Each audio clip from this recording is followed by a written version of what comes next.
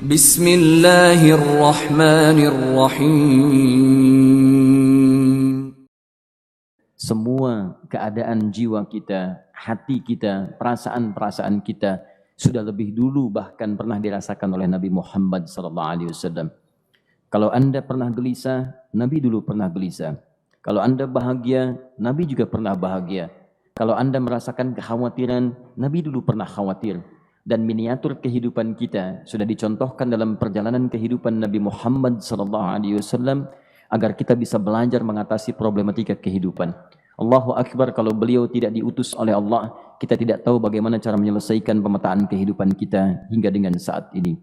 Bahkan satu ketika pernah beliau kemudian dalam masa yang telah panjang berdakwah, qadarullah kemudian ada wahyu yang jeda datangnya tidak seperti biasanya.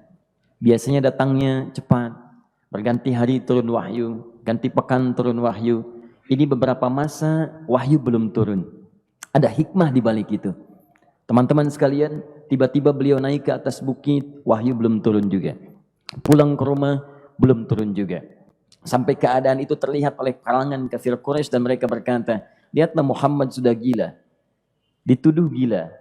Jadi kalau Anda cuma dituduh dengan hal-hal yang ringan, dituduh soleh, kan?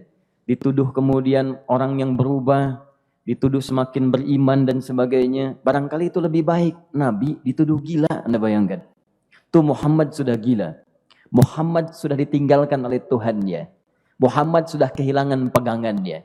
Muhammad sudah tidak punya orientasi. Orangnya sudah nggak jelas, bolak-balik tidak karuan. Naik ke atas bukit seakan-akan orang yang frustasi dan seterusnya. Tapi tahukah Anda apa yang terjadi? Setelah berbagai cacian, makian, tuduhan macam-macam diterima oleh Nabi SAW, lantas tibalah masanya Allah menurunkan satu surah, bahkan disandingkan dengan surah yang lainnya, bersandinglah dua surah ini secara bersamaan turun. Surah ke-93 dan surah ke-94-nya terkait berkelindan memberikan satu harapan yang sangat panjang. Kata Allah, "Wadduha wal laili idza saja." Ma wadda'aka rabbuka wa ma qala walal akhiratu khairul laka minal ula walasawfa yu'tika rabbuka fatarda alam yajidka yatiman fa'awa wa wajadaka dhallan fahada wa wajadaka 'ailan fa'aghna fa ammal yatima fala taqhar wa ammas sa'ila fala tanhar wa amma bi ni'mati rabbika fahaddits. Ya Muhammad, saya bersumpah dengan waktu duha. Kalau kita baca dengan ilmu balaghahnya, itu bukan sekedar sumpah mengilustrasikan waktu duha. Karena di ilmu balaghah itu nanti ada 3 turunan ilmu. Ada disebut ilmu ma'ani, ilmu mencari kata-kata sehingga ungkapannya sesuai untuk disampaikan. Mana kata-kata yang tepat untuk disampaikan dalam konteks yang ingin dibicarakan. Itu ma'ani namanya. Kemudian setelahnya ada ilmu bayan, bagaimana mengemas kosakata yang bagus ini sehingga bisa disampaikan dengan jelas, orang tidak bingung menerimanya, paham maksudnya.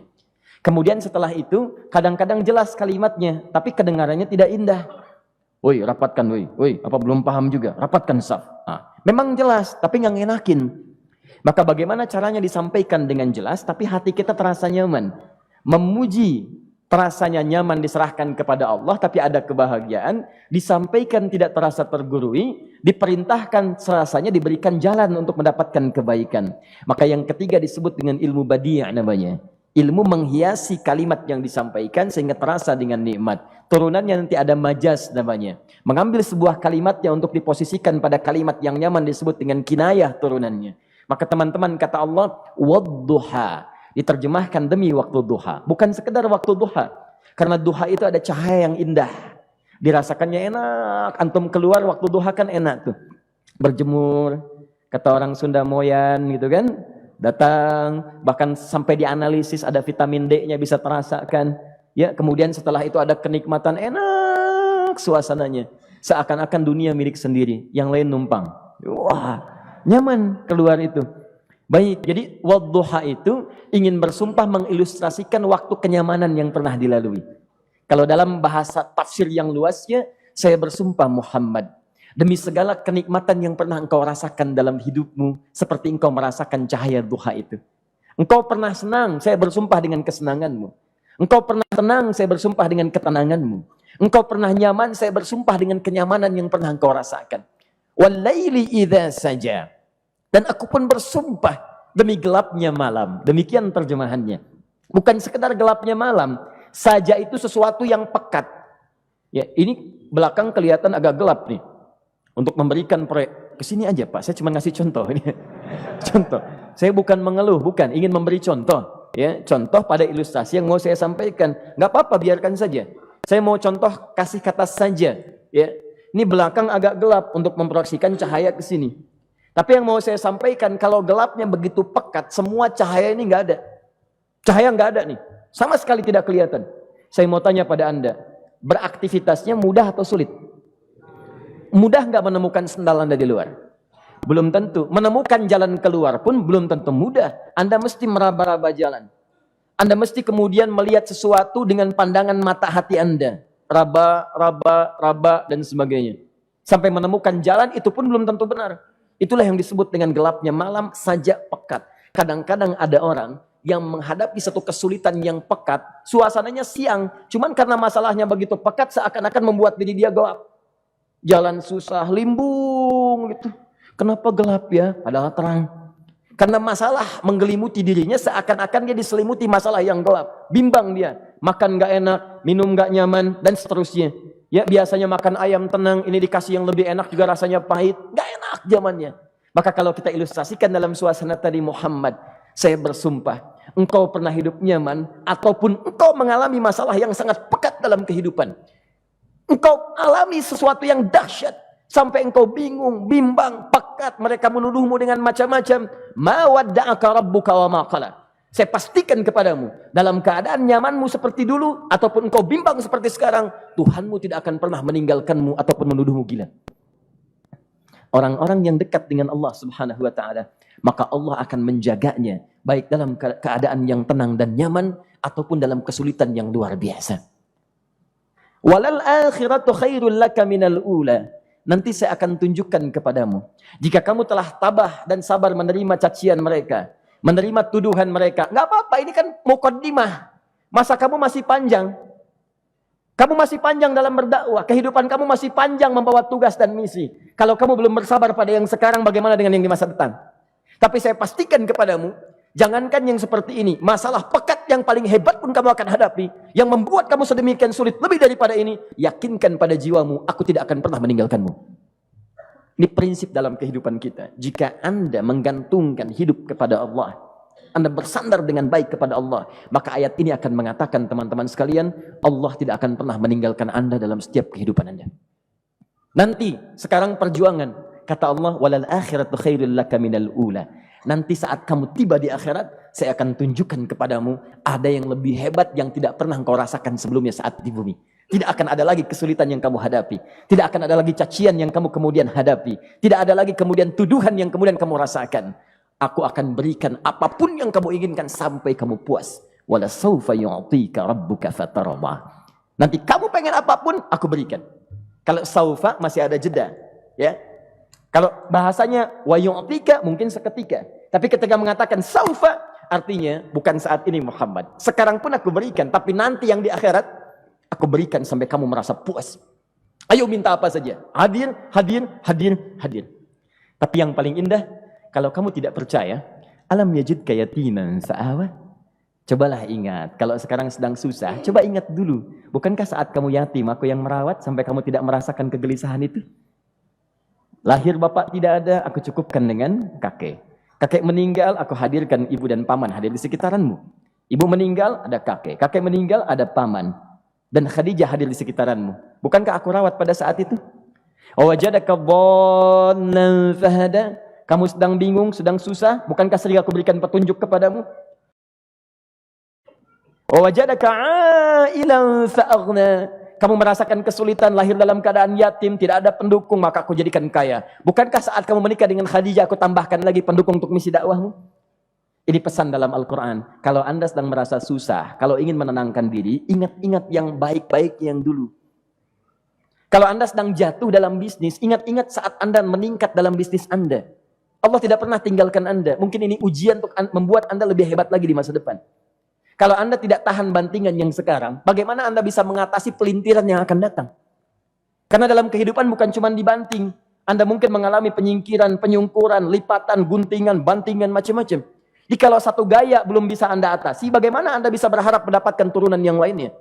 Selalu ingat bahwa jika hidup Anda ingin tampil gaya, Anda harus merasakan tekanan dalam kehidupan. Karena F selalu berbanding lurus dengan P, hukum Pascalnya. Gaya berbanding lurus dengan tekanan. Orang yang ingin tampil gaya dalam kehidupan, maka dia mesti siap menghadapi tantangan-tantangan hidup yang diatasi. Turun ayat. Sampai ujungnya. Jadi kalau kamu sudah begini lagi, jangan pernah kamu membentak orang lain. Jangan pernah merendahkan orang lain. Karena Allah pun menjaga setiap hamba sepanjang ia mendekat kepadamu. Setelah itulah turun kemudian surah Al-Insyirah. Alam nashrah lakas sadra. Antum kenal Nabi Musa? Baik. Tapi agak lumayan lah. Tadi saya di Soreang kenal Fir'aun. Di sini Musa. Baik, alhamdulillah. Perhatikan ya, dahsyatnya pemberian Allah kepada Nabi Muhammad SAW. Nabi Musa alaihi salam, dan sering kali kita bacakan untuk memohon kepada Allah. Rabbi syrahli sadri. Perhatikan baik-baik. Ini keunggulan Nabi Muhammad SAW dibanding Nabi Musa alaihissalam. Dua-duanya Nabi, Rasul, tapi masing-masing punya keistimewaan. Musa, Nabi, berdakwah, memohon kepada Allah kelapangan hati. Rabbi syrahli sadri. Ya Allah, tolong lapangkan hatiku nih. Kenapa mesti lapang? Karena pasti Musa merasakan nih. Saya tahu betul karakter Fir'aun. Belum apa-apa sudah memaki. Kalau orang yang hatinya tidak lapang, tidak akan tahan dengan makian, keluarlah kemudian balasan yang tidak digambarkan sebelumnya. Fir'aun itu kasar. Kasarnya bukan sekedar kasar, bahkan saking kasarnya bisa berujung pada eksekusi kematian. Saya contohkan tadi di sore yang ini, saya nggak suka dengan rambutnya nih, kata Fir'aun. Bukan nyuruh nyukur mas, tolong pisahkan kepala dari badannya. Gitu gayanya tuh, Fir'aun. Ya. Bukan nggak ngenakin, susah dengan Fir'aun itu. Jadi kalau belum apa-apa datang Musa ke situ, hatinya tidak seluas samudra, hatinya tidak lapang, cuman seluas gelas, tidak akan sabar menerima cacian Fir'aun. Begitu datang dicaci, dasar anak gak tahu diri, gak tahu malu, sudah saya rawat begini. Ya Allah, saya bosan dengarnya, matiin aja sekarang. Musa Nabi berdoa dikabulkan. Cuman kalau Fir'aun kemudian ajalnya misal wafat pada saat itu, tidak akan jadi contoh kepada kita untuk kekinian. Bagaimana orang yang bebal untuk bertobat kepada Allah Subhanahu wa Ta'ala. Bagaimana penyimpangan dalam kedudukan. Bagaimana dia kemudian akrab dengan pengusaha yang gelap. Di pengusaha gelap berpartner dengan penguasa zalim. Sudah ada dari dulu. Pengusahanya disebut dengan Qarun. Kemudian mohon maaf, ya, yang pemimpinnya disebut dengan Fir'aun. Tokoh intelektualnya disebut dengan Haman. Makanya cerita ini komplit di Quran. Sudah ada. Di setiap persoalan dalam kehidupan masyarakat disebabkan tiga hal yang berkolaborasi. Kalau bukan penguasa zalim, berpartner dengan pengusaha gelap, ditopang oleh intelektual yang sembrono. Itu persoalan. Jadi kalau ada sekarang intelektual menyalahgunakan kepintarannya, dia terlambat, sudah ada Haman dulu. Dan gak usah bersaing, dia bisa bikin piramida, Anda belum tentu bisa membuatnya. Kalah Anda, masih kalah hebat. Ya, jadi kalau dititipkan sesuatu, jangan disimpangkan. Yang ingin saya sampaikan, Musa mengatakan, Rabbi syrahli sadri. Nabi berangkat berdoa dikabulkan oleh Allah. Nabi Muhammad belum minta turun ayat. Alam nashrah laka sadrak. Yang ini minta Rabbi syrahli sadri. Nabi Muhammad alam nashrah laka sadrak. Muhammad mulai dari peristiwa sehingga engkau akan lebih sabar lagi menerima tantangan-tantangan dakwah. Mulai sejak itu jangankan dimaki, dilempar batu di Taif. Dari Mekah pergi ke Taif dengan Zaid kemudian. Sampai di Taif mendapatkan sesuatu yang tidak dibayangkan sebelumnya. Kalau cuma dihentikan saat mengajar, wajar. Ini dilempari batu. Anda bayangkan? Bisa kebayang nggak? Lempari batu tuh. Dilempar. Zaid jadi tameng, berdarah-darah, kemudian mundur. Mundur, beristirahat di bawah tepian pohon. Begitu beristirahat, datang malaikat penjaga dua gunung. Turun malaikat dengan kesal mengatakan, Ya Rasulullah, mud yadaika ilas sama. Ya Rasulullah, angkat tanganmu ke langit, minta kepada Allah, aku angkat dua bukit di Taif, aku himpit keduanya mereka. Aku himpit penduduk Taif dengan dua bukit itu. Apa jawab Nabi? Karena sudah mendapatkan kelapangan, ketenangan, belajar dari peristiwa-peristiwa tadi, indah jawabannya. Lah, katanya, tolong jangan lakukan. Innahum qaumun la ya'lamun. Mereka belum paham saja. Mereka belum mengerti. Tolong jangan lakukan. Aku bermohon kepada Allah. Boleh jadi nanti di masa depan akan ada hamba-hamba terbaik yang lahir dari bumi Taif ini. Kemudian beliau berkata, Rabbi, ina man takilluni. A ila qaribin yu'limuni am ila ba'idin yu'dhini fa ana radin ma lam taghdab ilayya. Ya Allah, kemana lagi engkau akan utus aku untuk berdakwah setelah peristiwa ini? Apakah tempatnya lebih dekat aku jangkau sekarang, tapi di situ aku akan disakiti lagi? Ataukah jaraknya masih jauh, tapi di tempat itu aku akan dizalimi lagi? Aku ridha ya Allah dengan itu semua, asalkan engkau tidak marah kepadaku. Asalkan engkau tidak marah kepadaku. La haula wala quwata illa billahil aliyil azim. Begitu kelapangan itu muncul, ridha dengan ketetapan dan siap, tabah, kuat, hadir dalam jiwanya. Tiba-tiba turun undangan, tunaikan Isra dan Mi'raj. Diangkat statusnya, naik mendekat kepada Allah Subhanahu wa taala. Dihilangkan bebannya, wa wada'na anka wizrak alladzi anqadha dhahrak. Itu hikmah, teman-teman. Barangkali kalau antum saat ini datang ke masjid ini untuk kajian, sedang bawa beban, ada kesulitan, penuh dengan macam-macam, barangkali dibacakan surat Ad-Duha tadi untuk memberikan harapan kepada Anda. Ini bukan PHP, karena ini bukan masalah urusan manusia. Ini adalah janji yang tidak akan pernah diingkari. Innallaha la yukhliful mi'ad. Kata Allah, Anda punya masalah, ingat suasana tenang pada masa lalu. Bukankah saya memberikan ketenangan kepadamu? Mendekat kepada saya, Anda bersabar, yakinkan bahwa ujian yang saya berikan saat ini sesungguhnya untuk membuat kamu lebih hebat di masa depan. Karena orang hebat tidak akan pernah sepi dari ujian untuk membuat dia lebih kuat menghadapi tantangan dalam kehidupan.